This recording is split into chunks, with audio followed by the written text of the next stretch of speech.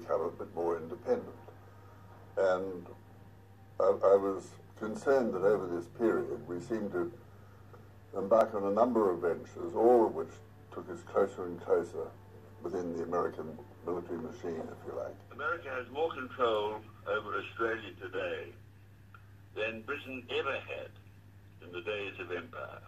Well, people have been taught to believe that if you criticize America, you're anti-American. And, you know, debates are shut down here without argument. When I really started to analyze our current relationship with them, that if they go to the war in the Pacific, we don't really have an option to stay out of it. The Australian Prime Minister has no capacity to stand up in the Parliament and say, we're going to pass this one by.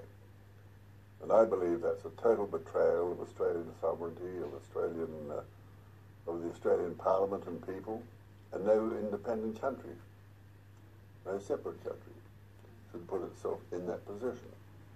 but let's go back to now.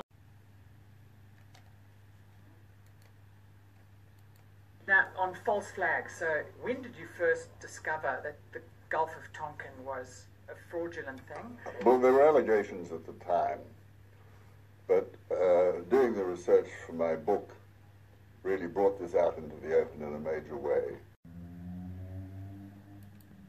It was known out in the public domain that the idea of weapons and mass destruction in Iraq was a fabricated reason to go to war. We all know that now, but a lot of people knew it at the time. I mean, I had letters from people in London saying it's very uncomfortable to think that Saddam Hussein can have weapons